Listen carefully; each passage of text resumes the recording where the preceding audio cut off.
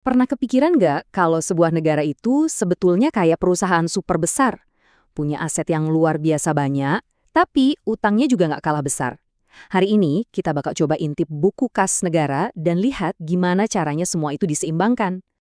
Nah, ini mungkin pertanyaan yang sering muncul di kepala kita.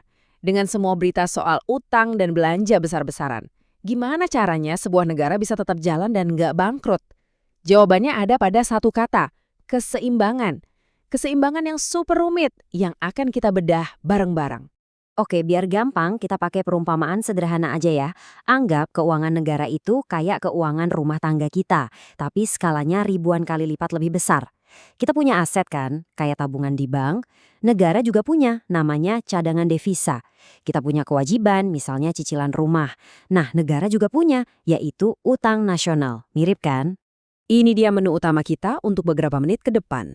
Kita mulai dari konsep dasarnya, terus kenalan sama strategi rahasianya pemerintah, kita bongkar apa aja harta karun dan tagihan negara, dan yang paling penting, kita bakal lihat kenapa keseimbangan ini ngaruh banget ke hidup kita semua.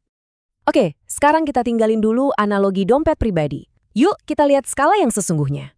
Jelas, ngurusin duit untuk ratusan juta orang itu tantangannya luar biasa. Kita kan udah biasa ya cek saldo rekening atau bayar tagihan lewat HP.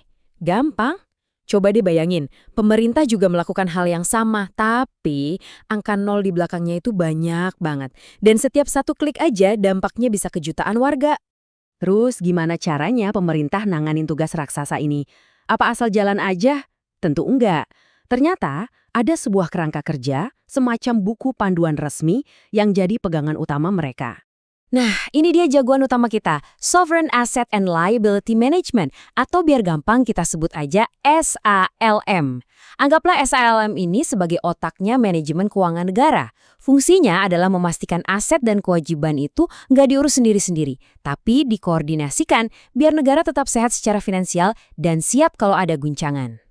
Oke, yuk kita masuk lebih dalam. Kita mulai dari sisi yang enak dulu, aset. Apa aja sih sebenarnya yang jadi harta atau kekayaan sebuah negara? Aset yang pertama dan yang paling liquid atau paling gampang dicairkan adalah cadangan kas pemerintah. Ini tuh dana tunai yang siap pakai. Kalau kita di rumah punya dana darurat di tabungan, nah ini versi super jumbo milik negara.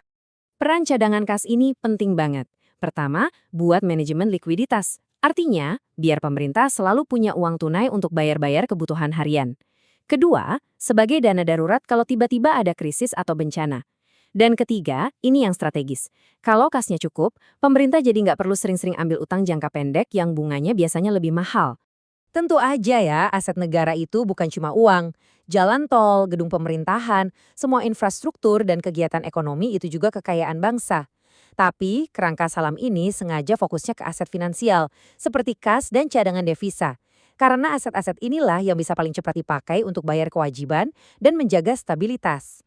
Sekarang kita beralih ke aset penting lainnya, cadangan devisa. Apa itu? Gampangnya, ini adalah aset eksternal yang dipegang bank sentral. Biasanya dalam bentuk mata uang asing yang kuat seperti dolar Amerika. Ini semacam tabungan negara kita dalam mata uang global. Di panggung dunia, peran cadangan devisa ini vital banget. Ini ibarat kartu saktinya negara.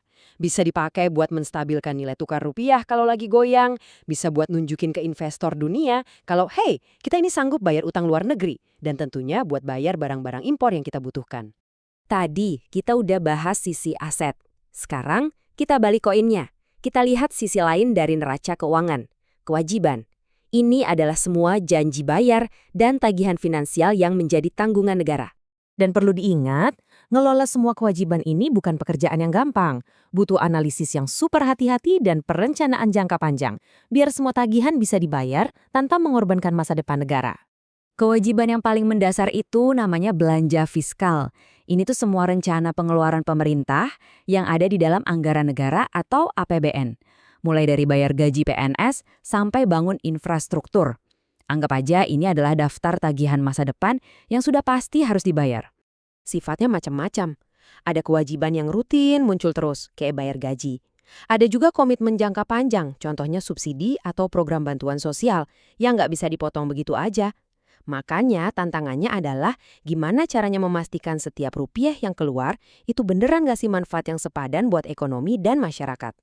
Selain belanja yang sudah ada di anggaran, pemerintah juga harus waspada sama kewajiban bayangan di masa depan. Contohnya, potensi kurangnya dana pensiun suatu hari nanti, atau kemungkinan harus nyelamatin BUMN yang rugi besar. Ini semua adalah tagihan bersyarat yang harus selalu diantisipasi. Oke, kita udah lihat sisi aset dan sisi kewajiban. Sekarang mari kita satukan semuanya. Kita akan lihat kenapa menyeimbangkan dua sisi ini adalah sebuah aksi sirkus beresiko tinggi yang dampaknya langsung kita rasakan.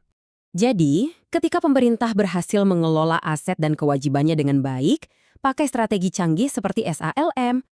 Nah, hasilnya adalah stabilitas. Manfaatnya jelas banget, nilai tukar mata uang kita jadi lebih tenang, negara kita dipandang lebih terpercaya oleh dunia, investor jadi lebih yakin buat menanamkan modal di sini, dan yang terpenting, negara jadi lebih siap kalau ada krisis tak terduga. Tapi sebaliknya, kalau keseimbangan ini goyah, kalau manajemennya berantakan, konsekuensinya bisa serius banget, bisa memicu krisis ekonomi, inflasi meroket, sampai hilangnya kepercayaan internasional. Inilah kenapa manajemen neraca keuangan negara adalah sebuah pertaruhan yang resikonya sangat-sangat tinggi. Jadi, setelah kita lihat kerangka kerjanya, pertanyaannya sekarang kembali ke kita. Seberapa baik negara kita menjalankan aksi penyeimbangan yang rumit ini?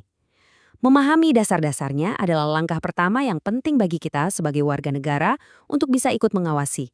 Terima kasih sudah menyimak.